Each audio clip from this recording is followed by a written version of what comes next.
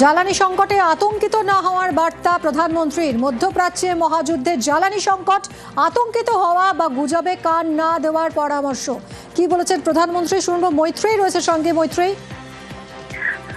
মিমি দেখো, আজকে তামিলনাড়ুতে একটি রাজনৈতিক অনুষ্ঠান অ্যাটেন্ড করতে গিয়েছিলেন প্রধানমন্ত্রী, এবং সেখানেই গিয়ে এই এলপিজি এবং পেট্রোলিয়ামের যে ক্রাইসিসের কথা দেখা যাচ্ছে সেই পরিস্থিতিতে দাঁড়িয়ে তিনি অ্যাড্রেস করেন দেশবাসীকে, এবং সেখানে তিনি উল্লেখ করেন যে দেশবাসীর এক্ষুনি আতঙ্কিত হওয়ার কারণ নেই।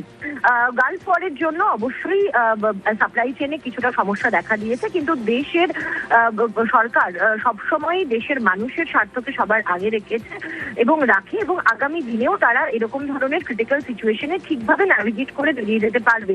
ফলে গুজবে কান না দেওয়ার পরামর্শ দিয়েছেন প্রধানমন্ত্রী নরেন্দ্র মোদী, এবং একই সঙ্গে অযথা প্যানিক না করারও পরামর্শ দিয়েছেন তিনি দেশবাসীকে।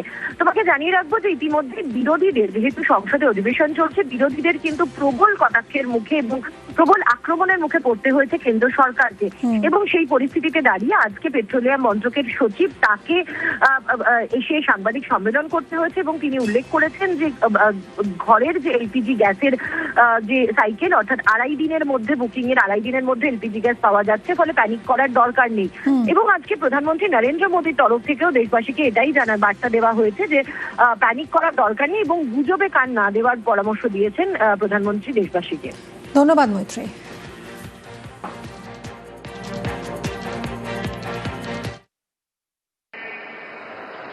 There is no need to panic or pay attention to rumors. I would like to appeal to the people, let us spread only correct and verified information. I am confident that as a nation we will navigate every situation successfully.